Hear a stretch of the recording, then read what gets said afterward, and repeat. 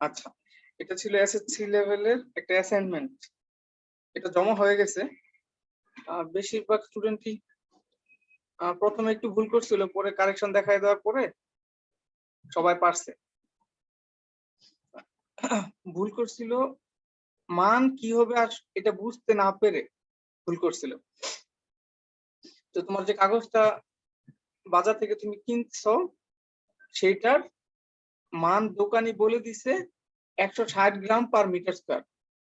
তোমার কাগজ ছোট ছোট, কিন্তু তুমি যদি এটাকে বসায় বসায় 1 মিটার বাই 1 মিটার, তার মানে 1 বর্গ মিটার এরকম করতে পারো বসায় বসায়, তাহলে তোমার কাগজের ভর হবে 100 গ্রাম। দৈর্ঘ্য 1 মিটার, প্রস্থ 1 মিটার, এরকম বসায় বসায় যদি তুমি নিতে পারো, রাখতে পারো, তাহলে এই কাগজ পুরাটার ভর হবে 160 গ্রাম। এটা তোমাকে বলে দিছে। এটা হচ্ছে কাগজ মাপার একটা পদ্ধতি, কাগজের কোয়ালিটি মাপার একটা পদ্ধতি। কোয়ালিটি মানে জানি আমরা মান, এখানে বাংলা লেখার কারণে অনেকে বুঝে না।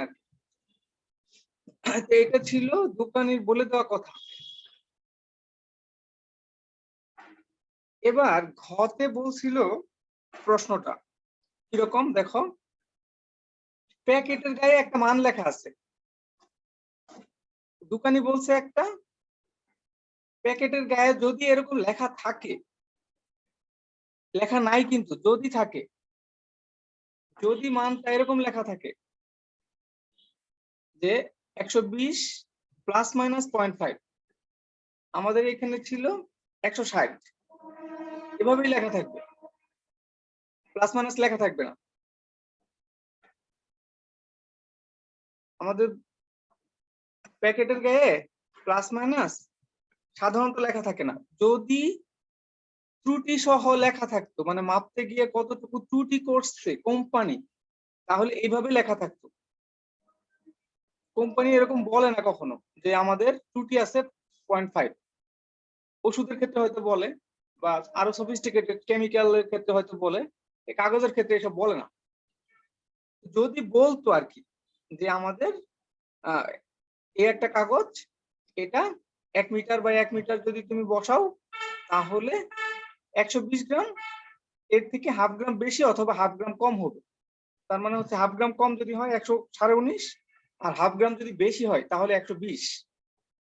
এটা হচ্ছে তোমাকে একটা এক্সাম্পল দিয়ে বলে দিচ্ছে যে যদি এরকম লেখা থাকতো তাহলে এই প্লাস মাইনাস 0.5 এর মানে হচ্ছে চূড়ান্ত ত্রুটি, আমরা যেটা বের করছিলাম ওই দিন, চূড়ান্ত ত্রুটি। তুমি মাপার পরে তুমি সর্বোচ্চ এতটুকু ত্রুটি করতে পারবা। চূড়ান্ত ত্রুটি মানে হচ্ছে তুমি যে মাপতেছো তোমার স্কেল দিয়ে বা তোমার বাটখারা দিয়ে, তুমি সর্বোচ্চ এতটুকু ত্রুটি করতে পারবা, ফলাফল সর্বোচ্চ প্লাস মাইনাস 0.5 হবে। তো প্লাস হইলে 120.5, আর মাইনাস যদি হয় তাহলে 119.5 হবে। এর মাঝামাঝি থাকবে, এর বাইরে যাবে না। তাহলে এই ক্ষেত্রে চূড়ান্ত ত্রুটিটা হচ্ছে 0.5। এটা তোমাকে বোঝানোর জন্য বলছে প্রশ্নে। এখন প্রশ্নটা কিন্তু এটা না, এই পর্যন্ত কিন্তু প্রশ্ন না, এই পর্যন্ত হচ্ছে একটা এক্সাম্পল, এই পর্যন্ত হচ্ছে একটা এক্সাম্পল। এখন তুমি প্রশ্নটা এখান থেকে শুরু, তোমার নির্ণীত মানের কতটুকু সূক্ষ্ম বা নির্ভুল, মানে তোমার নির্ণীত মানের বলতে এখানে বাংলাটা একটু ভালো হয় নাই, তোমার নির্ণীত মান কতটুকু সূক্ষ্ম বা নির্ভুল, এটা হচ্ছে প্রশ্ন। তোমার নির্ণীত মান কতটুকু সূক্ষ্ম বা নির্ভুল, এটুক হচ্ছে প্রশ্ন। সামনেরটুক কিন্তু প্রশ্ন না, সামনেরটুক এটুক হচ্ছে এক্সাম্পল। এটা তোমরা খুব ভালো করে বুঝতেছো। এখানে যদি এরকম হয় তাহলে সর্বোচ্চ মানে এত, সর্বনিম্ন মানে এত, এটা তোমাকে বলে দিছে। এবার যেটা সবাই ভুল করছে, এটুক তো এক্সাম্পল, এটুক দিয়ে তুমি কাজ করবা না। কোনটুক দিয়ে কাজ করবা হচ্ছে তোমার নির্মিত মান কতটুকু সূক্ষ্ম, এটা বের করবা। তুমি মান নির্ণয় করছো কোথায়? গতে। গতে কি নির্ণয় করছিলা? এই ব্যাপারে নিশ্চিত হওয়ার জন্য তোমাকে কমপক্ষে কতগুলো কাগজ কিনতে হবে। এ ব্যাপারে বলতে ওই যে মান সম্পর্কে নিশ্চিত হওয়ার জন্য, কাগজের কোয়ালিটি সম্পর্কে নিশ্চিত হওয়ার জন্য তোমাকে কমপক্ষে কতগুলো কাগজ কিনতে হবে। তোমার হিসাবের সপক্ষে যুক্তি দেখাও। এই গতে তুমি কি কি করছিলা? গতে তুমি বের করছিলা যে 10টা কাগজ কিনলেই তুমি কাজটা করতে পারবা, কোয়ালিটি সম্পর্কে নিশ্চিত হইতে পারবা। এই যে 10টা কাগজ তুমি কিনছো আর মেপে দেখছো, তুমি মাপতে গিয়ে কতটুকু ভুল করছো এইটা এখানে জানতে চাইছে। এই যে 10টা কাগজের পরিমাপ যখন করতে যাবা তুমি, তখন তুমি যে মাপবা তোমার নির্ণীত মান, তোমার পরিমাপটা কতটুকু সূক্ষ্ম বা কতটুকু অ্যাকুরেট সেটা তোমার কাছ থেকে জানতে চাইছে।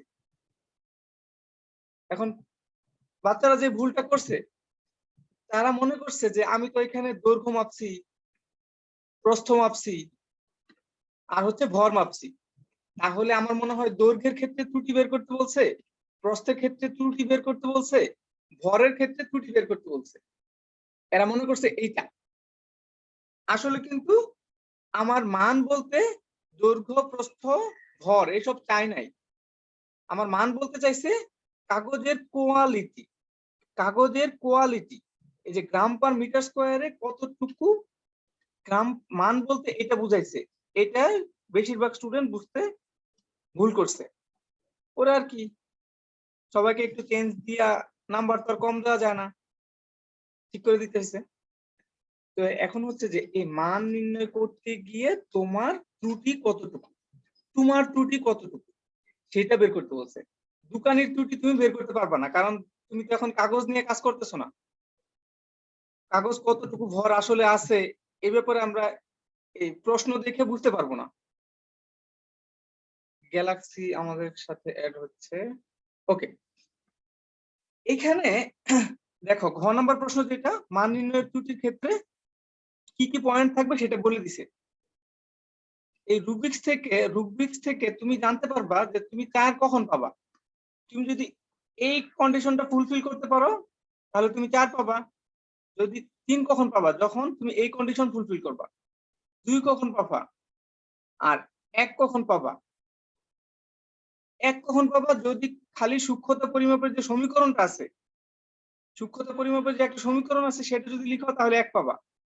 আর 2 কখন পাবা, ওই সমীকরণ বসায় যদি হিসাবটা করে ফেলো তাহলে তুমি 2 পাবা।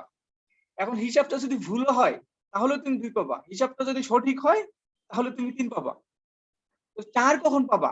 মান নির্ণয়ের ত্রুটির ক্ষেত্রে 4 পাবা তখন যখন একক সহ সঠিক হিসাব করবা।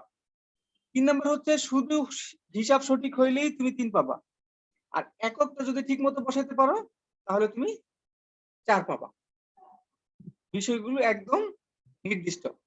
এবার হচ্ছে আমরা কিভাবে মান নির্ণয়ের ত্রুটিটা বের করব, প্রসেসটা একটু বলি। আচ্ছা, এখানে কে কত পাইলে কি রকম মন্তব্য করতে হবে সেটা বলে দিছে।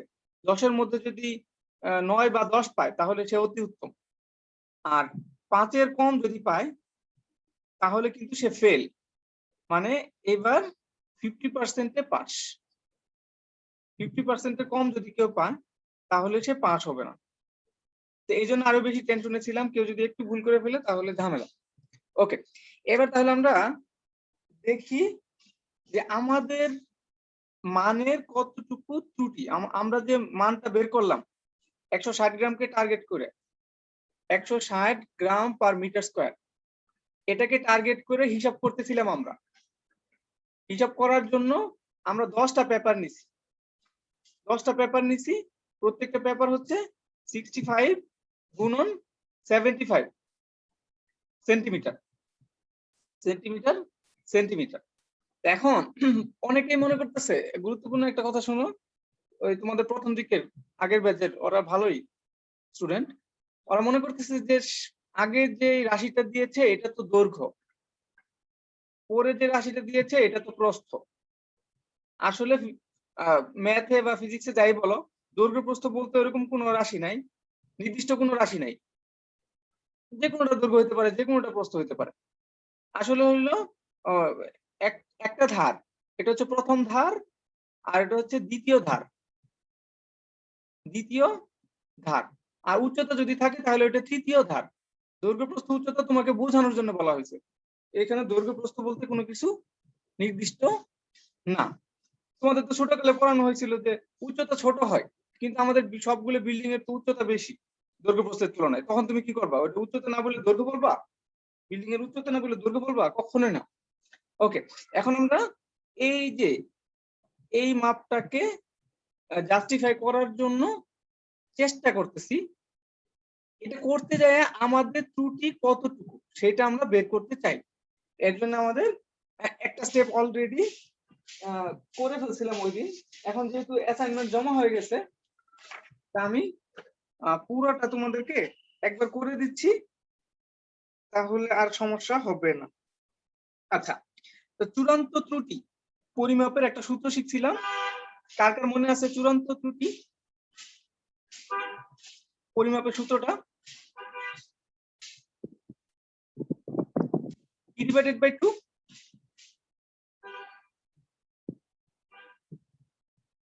LC divided by 2, তাই না? Plus minus LC divided by 2 এরকম লিখছিলাম। এটা বাংলায় যদি লিখি তাহলে বাংলাটা এরকম,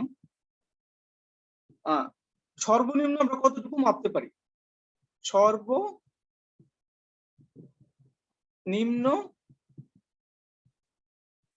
পরিমাপ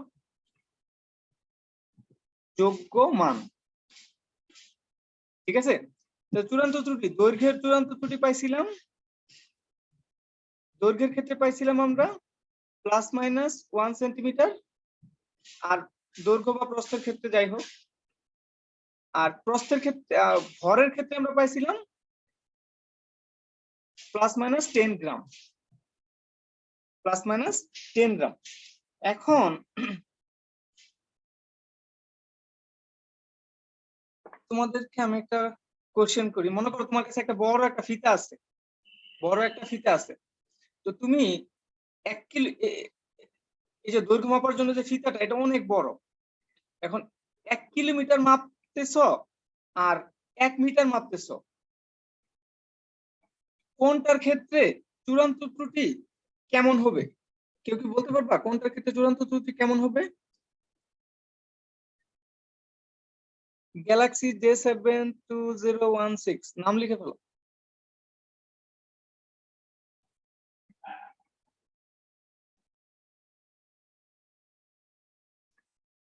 আমার প্রশ্নটা বুঝো, যেহেতু আমাদের এরকম দেওয়া হয়ে গেছে প্রশ্ন, বোর্ডে কিন্তু এরকম প্রশ্নই আসবে, মনে রেখো। একবার একটা ট্রেন চালু হয়ে গেলে সেটাকে থামানো যায় না। আর অ্যাসাইনমেন্ট 2 আর 3 তো আরেকটু জটিল দিছে, গ্রাফ দিছে। অ্যাসাইনমেন্ট 2 তে দিছে কম্পোজিট গ্রাফ, 3 তে দিছে আলাদা আলাদা গ্রাফ। আমি গ্রাফ নিয়ে একটু আলোচনা করব। আচ্ছা, তোমার কাছে একটা বড় ফিতা আছে, বড় ফিতা আছে, তুমি 1 কিলোমিটার মাপতেছো আর 1 মিটার মাপতেছো, কোনটার ক্ষেত্রে চূড়ান্ত ত্রুটি কত হবে?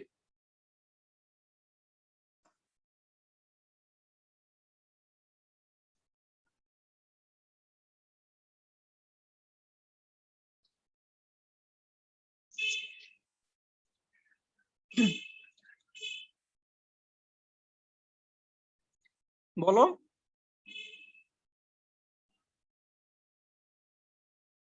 1 কিলোমিটার চেয়ে আরো বড় কিন্তু ফিতাটা, মানে পুরো দৈর্ঘ্য তুমি একসাথে মেপে ফেলতে পারো, এরকম বড় ফিতা।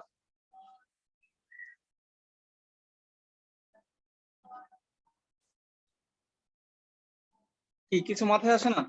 আচ্ছা, আমি বলে দিচ্ছি, তোমার চূড়ান্ত ত্রুটি সর্বোচ্চ এই যে এটাই হবে, তোমার স্কেলের যে ইটা আছে, অ্যাকুরেসিটা আছে, এটাই হবে তোমার সর্বোচ্চ ত্রুটি। কারণ হচ্ছে তুমি তো হাফ কিলোমিটার আলাদা করে মাপতেছো না, তোমার লাস্টের দাগে গিয়ে ত্রুটি হচ্ছে, এর আগে কিন্তু কোনো ত্রুটি নাই। তুমি মাপতে গিয়ে এর আগে কোনো ত্রুটি করতেছো না, মাঝখানে তো ফিতা সরাসরি সরাসরি ফিতা ইউজ করতেছ, এখানে ত্রুটির কোনো সম্ভাবনা নাই। লাস্টের দাগে গিয়ে ত্রুটি, আমরা পড়ছিলাম লাস্টের দাগে কেন ত্রুটি, কারণ হচ্ছে যে দেখা যায় যে বস্তুটা হয়তো মাঝামাঝি পড়ছে, এই কারণে ত্রুটিটা হয়। সমান সমান হয়ে গেলে তার ত্রুটির সম্ভাবনা নাই। বস্তুটা দেখা গেছে 1 কিলোমিটার চাইতে সামান্য একটু বেশি অথবা সামান্য একটু কম, বা 1 মিটারের চাইতে সামান্য একটু বেশি অথবা সামান্য কম, অতটুকু ত্রুটি। ঠিক আছে, এর চাইতে কম বেশি নাই, মানে সর্বোচ্চ পরিমাণ ত্রুটি তোমার হইতে পারে এই চূড়ান্ত ত্রুটি পরিমাণ যে ত্রুটি, এটা হচ্ছে সর্বোচ্চ ত্রুটি, এর বেশি ত্রুটি তোমার হবে না। তাহলে 1 কিলোমিটারের ক্ষেত্রেও আমরা যদি এই স্কেল দিয়ে মাপি তাহলে আমরা কি লিখবো, 1 কিলোমিটার প্লাস মাইনাস 1 সেন্টিমিটার। আর 1 মিটারের ক্ষেত্রে আমি কি লিখবো, আমার স্কেল যেহেতু 1 সেন্টিমিটার এরর করে, তাহলে ওইখানেও লিখবো 1 মিটার প্লাস মাইনাস 1 সেন্টিমিটার। এই প্লাস মাইনাস যেটা, এটা হচ্ছে আমার ত্রুটি। হ্যাঁ কাকলি বলো। ওয়ালাইকুম আসসালাম। আমি তো তোমায় মেসেজ দিলাম, আমি তো আজকে আসবো না, কালকে আসবো। অফিসে কথা বলে আসছিলা, অফিসে কথা বলে আসছিলা, অফিসে কথা বলে আসছিলাম, আমি হেড স্যারের সাথে কথা বলতে বলছিলাম বা পারভেজ স্যারের সাথে কথা বলতে বলছিলাম।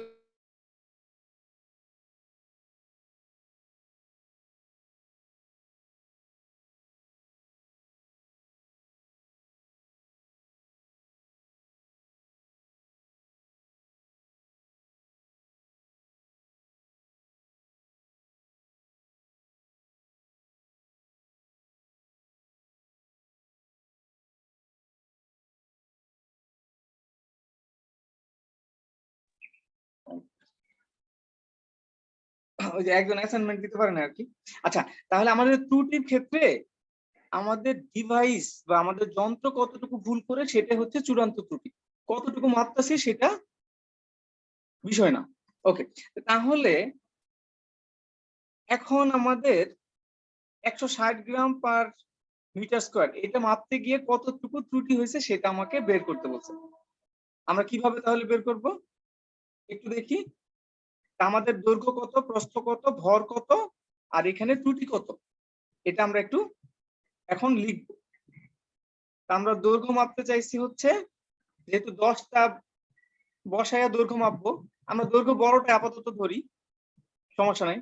75 75 এভাবে 10টা, তাহলে আমাদের দৈর্ঘ্য হবে 750 আর প্রস্থ হবে 650 যেহেতু 10টা, আর ভর হবে 780 গ্রাম। এগুলোকে সেন্টিমিটারে রাখলাম, এগুলোকে সেন্টিমিটারে রাখলাম। এবার হচ্ছে ত্রুটি সহ এই রাশিটা কত হবে বলতো, ত্রুটি সহ দৈর্ঘ্য কত হবে?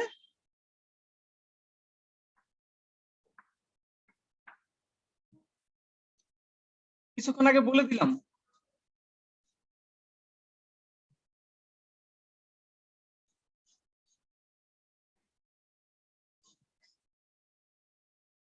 ত্রুটি সহ দৈর্ঘ্যটা কত হবে?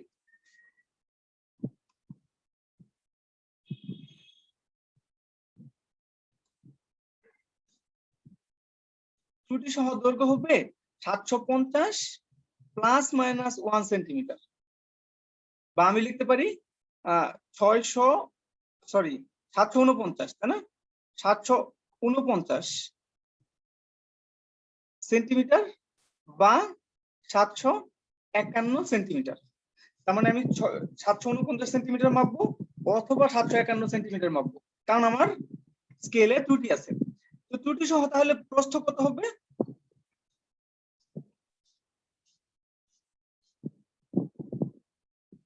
ত্রুটি সহ প্রস্থ হবে 649 সেন্টিমিটার বা 651 সেন্টিমিটার ত্রুটি সহ আমরা যদি কনসিডার করি। তো ভরের ক্ষেত্রে কত হবে তাহলে? ত্রুটি সহ ভর হবে যেহেতু এটা 10 গ্রাম করে প্লাস মাইনাস, তাহলে কত হবে? কমটা যদি বলি তাহলে 770 গ্রাম দিয়ে শুধু লিখি, আর বা 790 গ্রাম, 790 গ্রাম। এই হলো আমাদের ত্রুটিযুক্ত ভর, ত্রুটিযুক্ত ভর, ত্রুটিযুক্ত প্রস্থ আর ত্রুটিযুক্ত দৈর্ঘ্য। এবার হচ্ছে হিসাবের আরেকটা টুইস্ট আছে এখানে। এবার হচ্ছে আমরা মান নির্ণয় করতে চাই। আমরা দৈর্ঘ্য, প্রস্থ আর ভরের ত্রুটি সহ মান পেয়ে গেছি, ভর কতটুকু হবে পেয়ে গেছি, কিন্তু কোয়ালিটি সম্পর্কে নিশ্চিত হওয়ার জন্য এই কোয়ালিটির যে রাশিটা, এটা পাবো হচ্ছে গ্রামকে ক্ষেত্রফল দিয়ে ভাগ করতে হবে। গ্রামকে ক্ষেত্রফল দিয়ে ভাগ করতে হবে, মানে ভরকে ক্ষেত্রফল দিয়ে ভাগ করতে হবে। আমাদের এই ভরকে দৈর্ঘ্য আর প্রস্থের গুণফল দিয়ে ভাগ করলে আমরা ক্ষেত্রফল পাবো।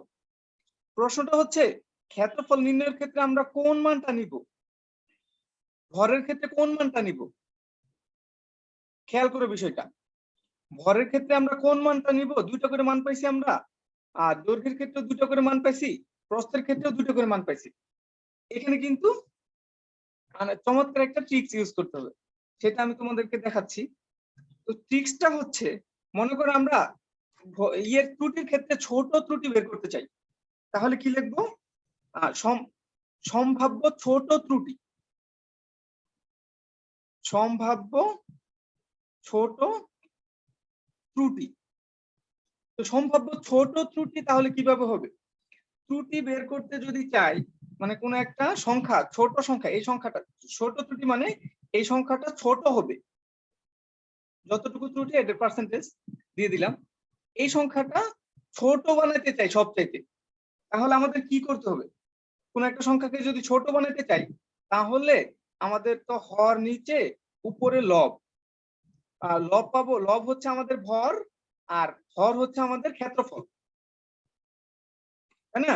এখন আমি যদি এই সংখ্যাটা ছোট চাই, এই সংখ্যাটা যদি ছোট চাই, তাহলে লবটাকে ছোট নিতে হবে আর হরটাকে নিতে হবে বড়। খেয়াল করে দেখো, আমাদের টার্গেট হচ্ছে প্রথমে ছোট ত্রুটিটা বের করতে চাই, মানে আমাদের ভর, আমাদের যে কোয়ালিটিটা বের করছি আমরা, আমাদের যদি ভুল সবচেয়ে কম হয় তাহলে কত হবে সেটা আমরা বের করব। তার বের যদি করতে চাই, তাহলে লবটাকে নিতে হবে সবচাইতে ছোট আর হরটাকে নিতে হবে সবচাইতে বড়। দেখো তো, লবের সবচেয়ে বড় মান কোনটা? লবের সবচেয়ে বড় মান মানে ভর, সরি ছোট মান, ছোট মান হচ্ছে 790, এটা না। তাহলে আমরা এখানে নিব, হরের ক্ষেত্রে নিব, লবের ক্ষেত্রে নিব সবচেয়ে ছোট, ছোট ত্রুটি। তাহলে ছোট মান হইতে হইলে 790, 770, 770। তাহলে নিচেরটা বড় হইলে তাহলে আমাদের ত্রুটিটা ছোট হবে। নিচেরটা বড় হইতে হলে কি করতে হবে? বড় বড় মানটা নিতে হবে। দৈর্ঘ্যের ক্ষেত্রে বড় মান কোনটা? 751। প্রস্থের ক্ষেত্রে বড় মান হচ্ছে 651। আমরা যদি এই দুটো মান নেই, 651 আর 751, তাহলে এই যে ত্রুটিটা আমরা করলাম, এটা হচ্ছে সবচাইতে ছোট ত্রুটি। এই ত্রুটিটা আমরা হিসাব করে দেখেছি, এটা আমাদের হয় হচ্ছে 157, 157 গ্রাম পার মিটার স্কোয়ার। এইবার যদি আমরা বড় ত্রুটিটা বের করতে চাই, তাহলে কি করতে হবে? উপরের সংখ্যাটা বড় নিতে হবে, নিচের সংখ্যাটা ছোট নিতে হবে।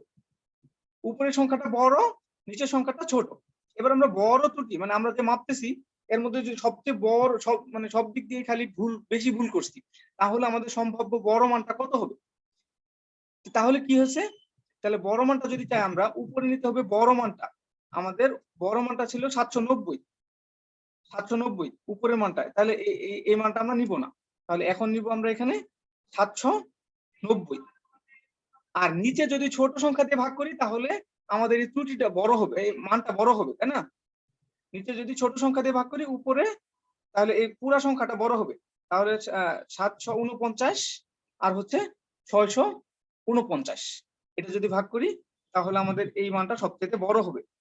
তাহলে বড় হইলে তাহলে কত হয় আমরা একটু হিসাব করে দেখছি, 162.5 গ্রাম। একটা হচ্ছে 157.5 আর একটা হচ্ছে 62.5। তা আমরা সবসময় বড় ত্রুটিটাকে হিসাব করব আমাদের ত্রুটি হিসাবে, কম ত্রুটি হিসাবে না করে ছোট ত্রুটি হিসাবে না ধরে বড়টাকে ত্রুটি হিসাবে দেখাবো। কারণ হচ্ছে আমাদের বইতে এরকম করে দেয়া আছে। ঠিক আছে, তোমাদের বইতে দেখো মনে হয় প্রথম অধ্যায় শেষের দিকে এরকম বলা আছে যে সবচেয়ে বড়টাকে ত্রুটি হিসেবে কনসিডার করতে হয়। ঠিক আছে, তাহলে আমাদের সবচেয়ে বড় যে মানটা সেটাকে একটু কনসিডার করলাম। তাহলে আমরা মাপতে গিয়ে পাইলাম হলো 162.5, কিন্তু বলে দিছি 160 গ্রাম পার মিটার স্কয়ার। আর আমরাও যখন মাপছি তখন আমরা 160 গ্রাম পার মিটার স্কয়ারই পাইছি কাগজে কলমে।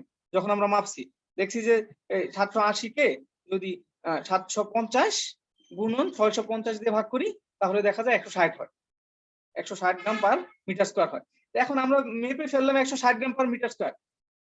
আমরা মাপতে গিয়ে কতটুকু ত্রুটি করছি এখন সেটা বের করতে চাই। এখন তো বের করা খুব ইজি, যে আমরা মাপছি হলো 160, কিন্তু আমাদের মাপের মধ্যে যেহেতু দৈর্ঘ্যের ক্ষেত্রে কিছুটা ত্রুটি আছে, প্রস্থের ক্ষেত্রে কিছুটা ত্রুটি আছে, তো ত্রুটিগুলো যদি আমরা কনসিডারেশনে নেই তাহলে আপেক্ষিক শতকরা ত্রুটি তাহলে কত হবে?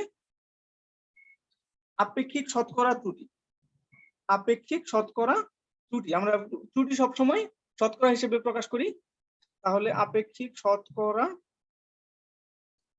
ত্রুটি, আপেক্ষিক শতকরা ত্রুটি বের করার সূত্রটা কি? চূড়ান্ত ত্রুটি আর পরিমাপকৃত মান। চূড়ান্ত ত্রুটি আর হচ্ছে পরিমাপকৃত মান।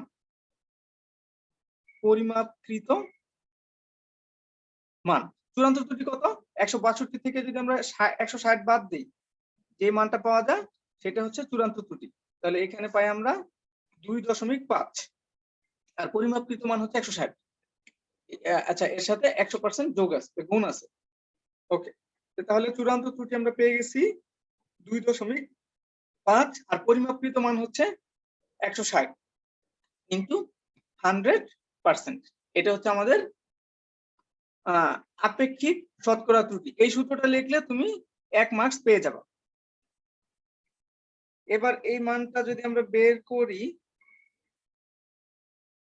আচ্ছা এখানে মনে হয় 5.2 আসে আর কি, 5.2 আসে। আচ্ছা যাই হোক, 2.5 আর 2.52 যেটাই হোক, আমরা মানটা পাচ্ছি হচ্ছে শেষ পর্যন্ত 1.58%। এটা হচ্ছে ত্রুটির পরিমাণ, কিন্তু আমাদের প্রশ্নে কিন্তু ত্রুটির পরিমাণ বের করতে বলে নাই, আমাদেরকে বলছে নির্ভুলতার পরিমাণ বের করতে। ত্রুটি বের করছি, তাহলে নির্ভুলতা কতটুকু, অ্যাকুরেসি কতটুকু সেটা আমরা বের করতে পারি, 100 থেকে বাদ দিলে হবে। তাহলে এখন যদি আমরা নির্ভুলতা বের করতে চাই তাহলে 100% থেকে বাদ দিতে হবে।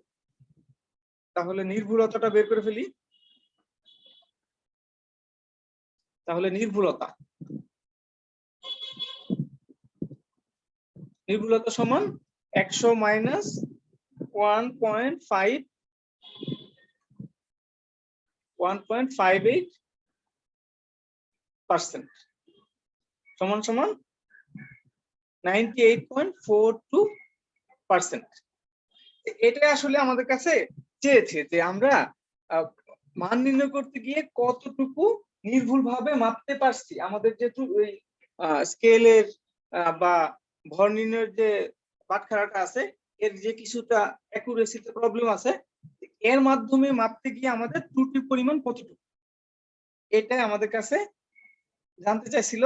অনেকে বের করছে যে দৈর্ঘ্য নির্ণয়ের ক্ষেত্রে এত ত্রুটি করছি, প্রস্থ নির্ণয়ের ক্ষেত্রে এত ত্রুটি করছি, ভর নির্ণয়ের ক্ষেত্রে এত ত্রুটি করছি, এভাবে করছিল আর কি। এরকম করছিল 750 যেহেতু এক ভুল করছে ইনটু 100%, তাহলে দৈর্ঘ্য নির্ণয়ের ত্রুটি এত পার্সেন্ট। আবার 650 মাপতে যায় 1 ভুল করছে, তাহলে প্রস্থ নির্ণয়ের ত্রুটি এত পার্সেন্ট বের করছিল।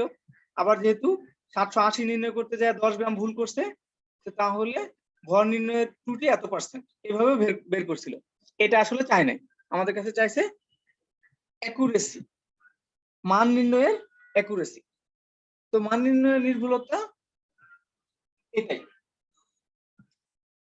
ওকে, এখন তোমাদের একটা আগামীতে দুইটা আরো অ্যাসাইনমেন্ট দিয়েছে, এর জন্য গ্রাফ লাগবে।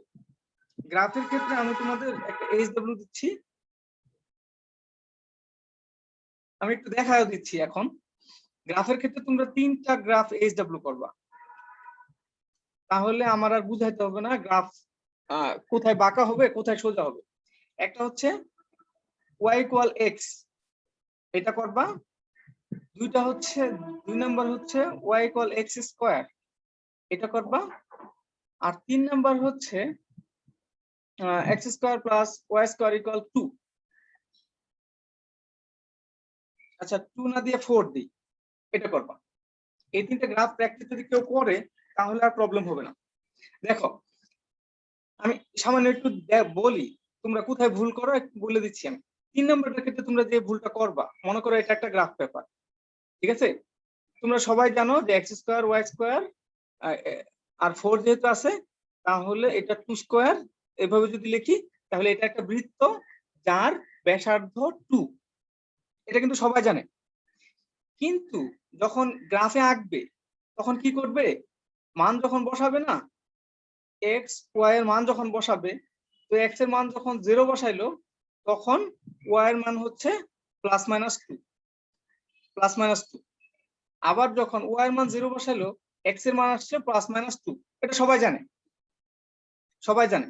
এখন তুমি যদি এরকম করো, একটা বিন্দু +-2 এখানে, আরেকটা বিন্দু +-2 এখানে, আরেকটা বিন্দু +-2 এখানে, আরেকটা বিন্দু +-2 এখানে, 4টা বিন্দু নিয়ে নিলাম। এখন যদি আবার আমরা গ্রাফ শিখছি এরকম যে বিন্দুগুলোকে